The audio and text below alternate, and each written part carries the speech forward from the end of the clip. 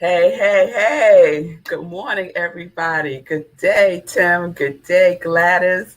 It's good to see you. It's good to see you. Yes, yes, yes. Happy Monday. Happy Indigenous Day. Yes, we say woo to Christopher Columbus. And hey, to our people, who are people, right? Hey, good day, Pastor Alice. Good to see you. It's good to see you. I love that we're reclaiming this day, telling the truth. How about that? I really do love that. It reminds me of a story. Can I tell a quick story? I'm going to tell a really quick story. So, when the girls were probably in the second or third grade, we were in Target with my niece, and they were talking about having.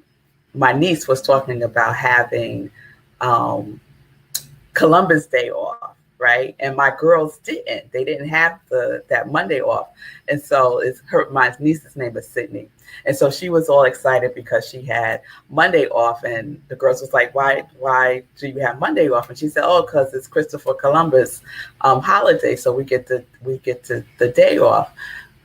Oh, so Pamela's saying that she can't see me. Really, Pamela? It might be something on your end. It looks like we're okay here. Yeah, we're okay here, Pamela. It might be something on your end.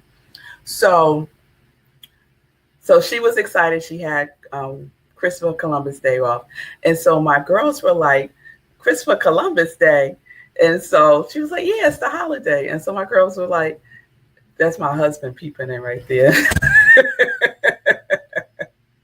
So the girls was like, "Christopher Columbus, why is that a holiday, right?" And so my niece said, because he discovered America. And so my girl said, he ain't discovered nothing. The Native Americans were here. How are you going to discover something when people were already there? And I just cracked up laughing. I let them have their conversation. I didn't jump in or anything, but it just filled my heart with so much joy to hear them say that. They were like in the second or third grade. It was fabulous. So anyway, all that said, here we are on Indigenous Day. Okay. And I hope everyone is doing well. If you have the day off from work, good for you. Do something good for yourself. Do something good for someone else. Discover something within yourself. How about that? All right. So, as you can see, I'm on location. We're going to call this Studio V. I'm in my cousin's bedroom right now, looking out. I wish y'all could see the view. I'm looking out of her window and I see the ocean and mountains in the same glance, which is just amazing to me. And it reminds me when I used to go to school in Santa Monica. It was that same dynamic, the ocean and the mountains. Oh, it's just so delicious. So I'm grateful to be on location in California, having a wonderful time, doing some family stuff, some work stuff, some love stuff, all that good stuff.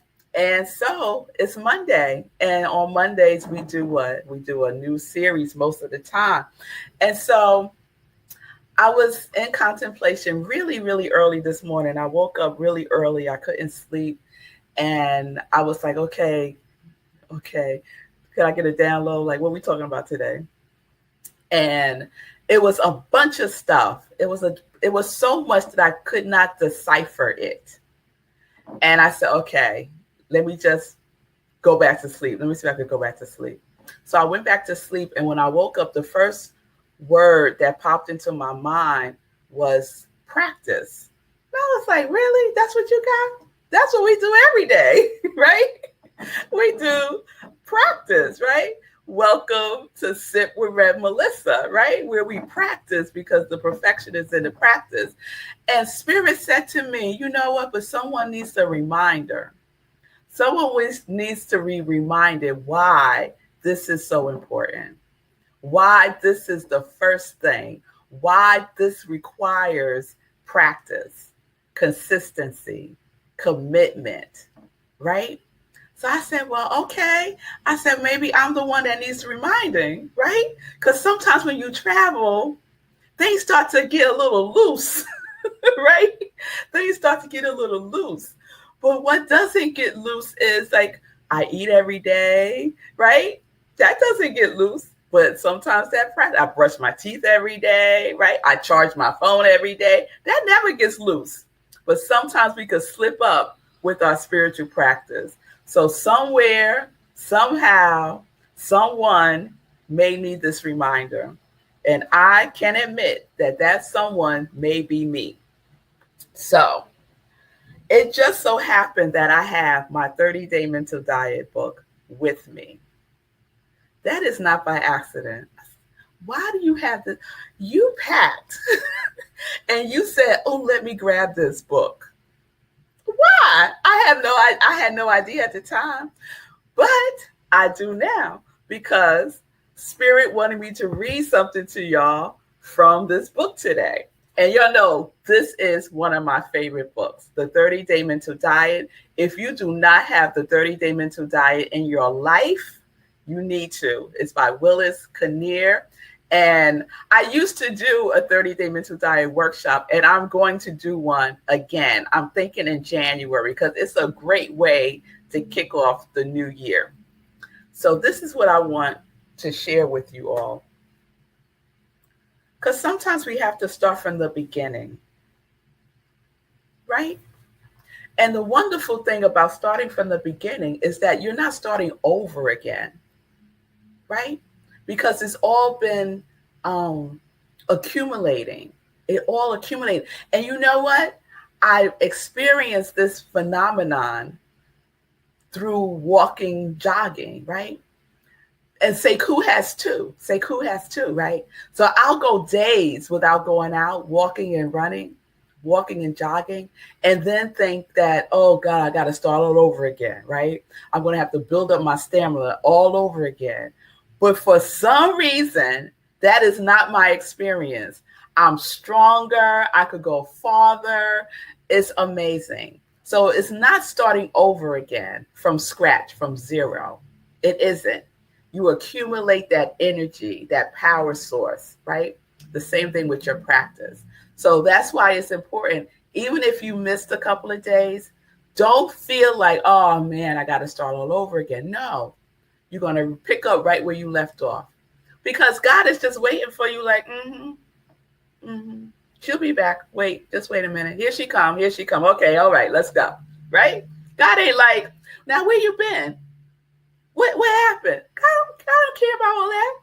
Just come on. Let's just do this. Come on now. All right? So don't beat yourself up about it. Be gentle with yourself. All right? All right, Nan. All right. Yes, Lindsay. Lindsay said, I am in for the 30-day mental diet journey in January. Okay, girl. There you go. So this is what I wanted to share. And this is at the very end of the book. Is the 30th day. And this is what Willis says. He says, as you move on from this into more and more 30-day periods of your life, it must be remembered that consistency is of the utmost importance. What could be more important in your life than allowing such special times for the benefit of all other times of your day? This is so true. You do your spiritual practice for, even if it's just a 3-3-3-3, right? You do your spiritual practice consistently. It gives you, it doesn't run out of power, right? It doesn't run out of power throughout the day. If you start your day off with your spiritual practice, you have the benefit of that the rest of your day, right? To benefit all other times of your day. There must be the doing on your part before there can be any results. The future can hold much more than you realize for you, for those you love, and for those with whom you associate. If you start creating that future now, what happens tomorrow is but the lengthened shadow of thoughts you have today. I love that. I love that. What happens tomorrow is but the lengthened shadows of thoughts you have today. And the best place to get your thinking right is by starting your day with your spiritual practice. So, if you're new to SIP, my spiritual practice looks like this. I do inspirational reading, right? Right now, my inspirational reading is my Science of Mind magazine, because it has the daily guides, and my 365 Days of Daily Living, A Richer Living by Ernest Holmes and Raymond Charles Barker. That's my go-to. That's like consistent. I might throw something else in there every now and then, but that's my consistent go-to for 2021. And then I do journaling, and the journaling is usually something that's inspired within me. So I'm not journaling about complaining. I'm not journaling about what went wrong. I'm not journaling about other people. I'm not journaling about what I could have done. I'm journaling about what it is that I want to experience in my day. I'm journaling about what it is that I want. I might ask Spirit a question, right? If I need some clarity, and then I wait to see what's going to come through, and it just comes through when I'm writing. So even on those days where I said, I don't really have anything to write about, I'll write. I don't really have anything to write about. Spirit, you got something for me to write about? And every single time, y'all, every single time, something comes through, right? If you don't write, nothing will come through. So just do it. Just do it, right? And then I do meditation, and it could be a guided meditation. What I'm practicing in meditation now is meditating in the silence, which is very, very challenging for me, right? But it's practice. It's practice. And then I end with prayer, right? A gratitude prayer, a prayer for others, a prayer for the planet. So I do a prayer to wrap that up. And so that might look like, 3 minutes of each of those things. It might look like more, right? Most times it is more, but it doesn't have to be like hours, right? It's just a consistency of doing it every day that accumulates in your consciousness, So I wanted to share something else. And where did I find what I'm going to share next with you? This is where I found it. In this book. Okay. All right. So this is from the Science of Mind magazine, and I just ripped a page out and stuck it in the book. This was from January 9th, 2021. And this is what it says. Spiritual practice helps us pay attention to the places where our minds drift during the day. And we may find that we may need to redirect our minds into areas of greater health and wisdom, right? Because our minds wander, right? I know mine does. Wanders to the past, wanders to the future, wanders to all kinds of places and things, right? But our spiritual practice helps us to pay attention to that, to be on alert, right? And say, oh, where you going? Oh, no, we don't think like that anymore. This is what we're thinking. Because we all have a default thinking. We have default thoughts, right? And so what our spiritual practice helps us to do is upgrade those default thoughts, right? So if my default thought is, I am not worthy, that was a default thought. Anytime something happened in my life, it was because it was me. Something about me wasn't worthy of it, right? That ain't my default thought anymore. Oh no, my default thought is I am joy. I am joy. I am worthy of all good because I am good. Look at me. I'm fabulous, right? Make that your default thought. Whatever your quality of God is, make that your default thinking. And it happens through practice. You just can't say it. You got to do it. You got to be it. You got to feel it. You got to know it. You got to trust it. right? Your default thinking is no joke. Why is no joke? Is because it was planted way back in the day, right? It's part of our conditioning as children. Those default thoughts get planted there.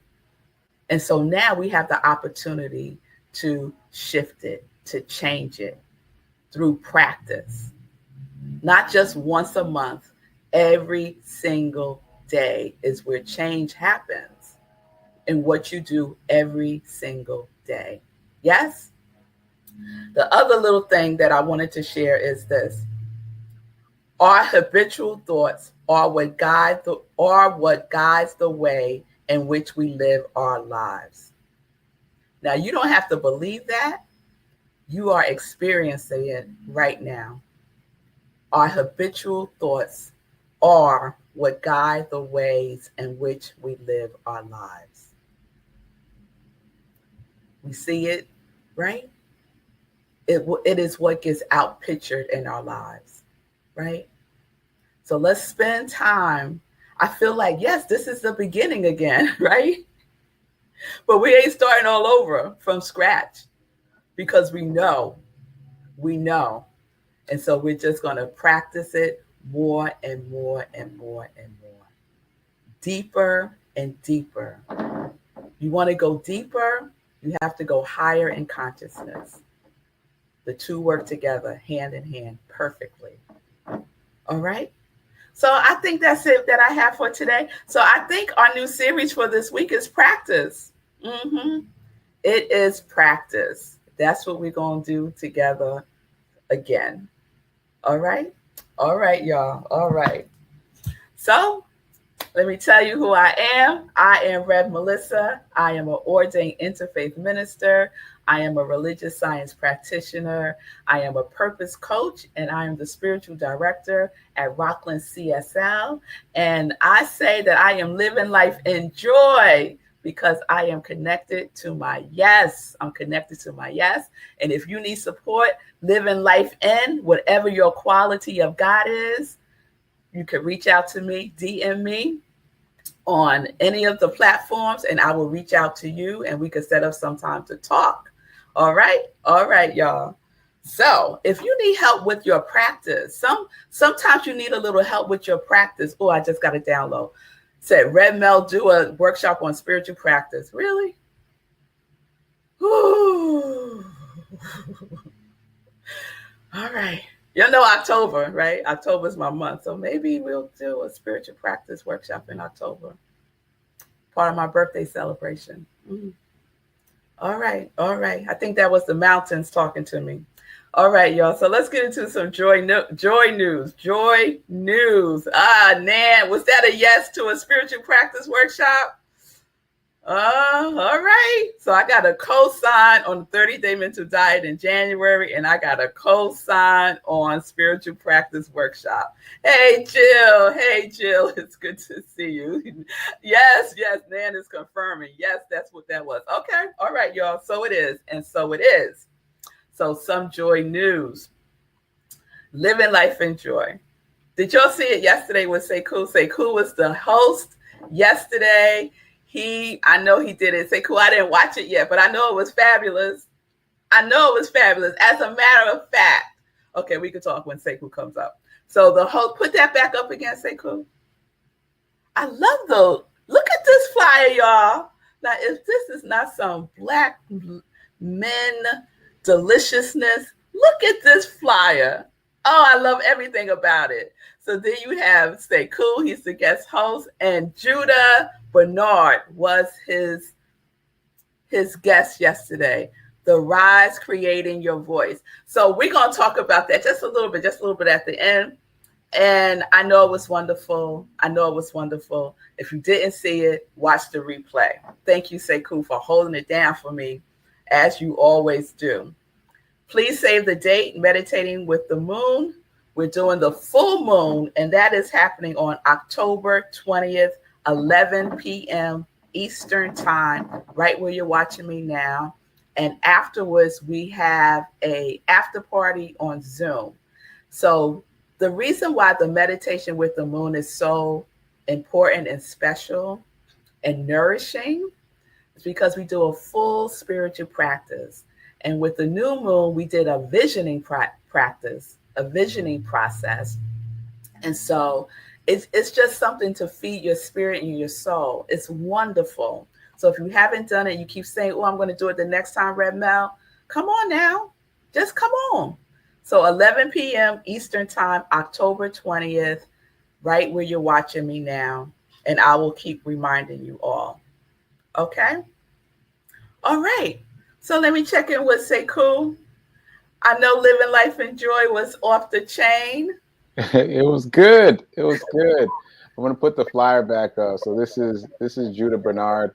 This was literally only our third time speaking. He and I met during New York Fashion Week when I did that event for Essence with my bracelets. When I was in Fashion Week displaying my bracelets, and we connected. And it turns out that he spent a period of time being unhoused, and so that really resonated with me. And so I wanted to talk to him about that. So that's what we talked about yesterday. And it was really deep because he said some things I did not expect.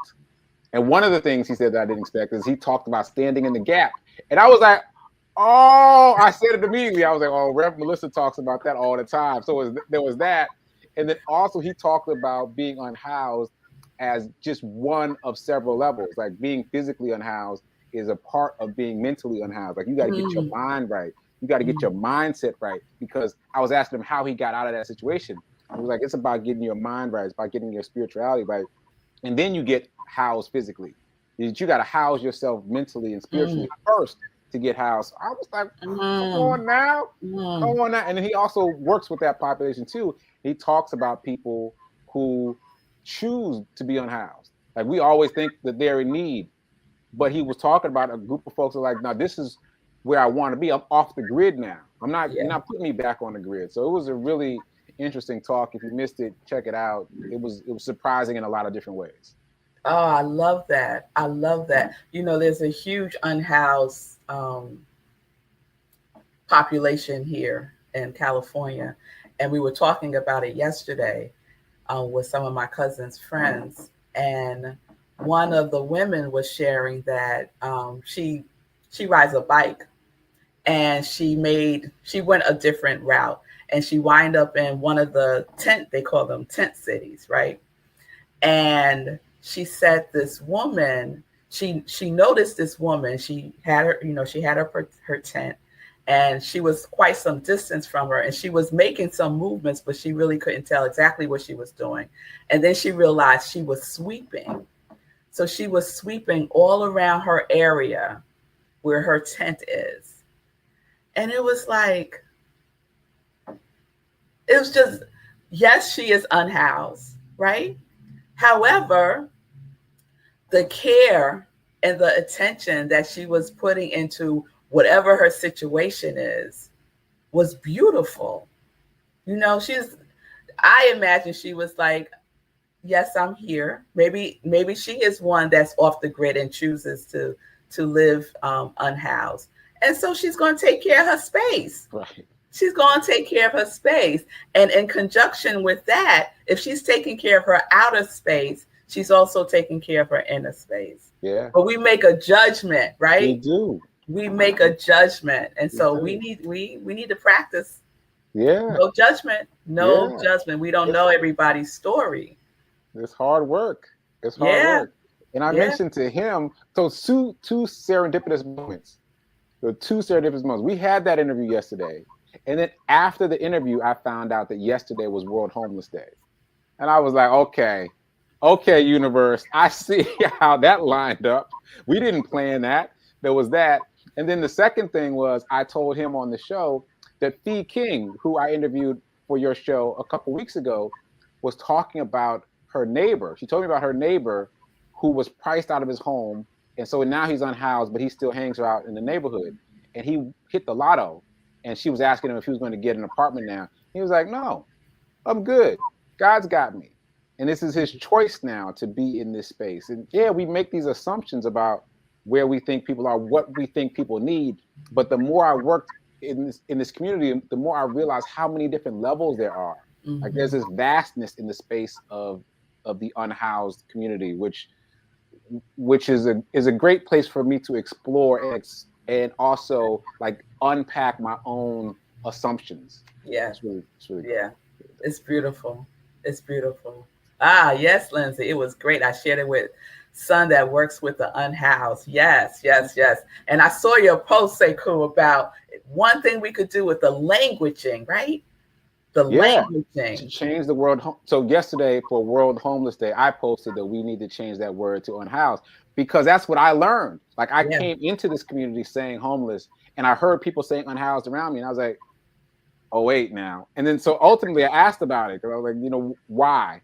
And it's just like destigmatizing and not othering. And there's so Yeah. many different things that resonate for me. But what resonated the most was the idea that there, but for the grace of God, go I. And Mm-hmm. you interviewed Ramona Curtis, who runs Unhoused St. Louis, and she talked about being college educated, husband, house, all that stuff. It ended up unhoused just because of a divorce. Yeah. Like these things happen. Like there's a slim margin that we don't realize how slim that margin is between someone not being unhoused and being unhoused. So it's just so many things. It's so many things. It's so many things. Because none of us, when you really think about it, none of us are really homeless. We're home, right? We're home. We're home. Yep. That's what Judah said yesterday. You got to get home here Yeah. first. And Yeah. other things happen from that. Yeah. Yeah. And even that is a practice. It's a practice. Some of us could be living in some fabulous houses, right. And we're still not home. Right. Mm. Right. Right. Mm. Yeah. Mm. It's all practice. It's all practice. All practice. All right, y'all. All right. All right. Thank you, Sekou. There you have it. Don't you love how the universe just lines up things so perfectly? I know I do. So let's trust that. Let's trust that. Get in alignment every day by starting with your spiritual practice. Yes. Starting with your spiritual practice. And we're going to continue. All right. All right, everybody. Y'all have a wonderful day. It's good to see you all as always. Thank you, Gladys, for your love. Lindsay, Wayne, everybody that's here, Nan, everybody, thank you for your energy. I so appreciate you. So peace and blessings, peace and justice. We're living life in joy, connected to our yes.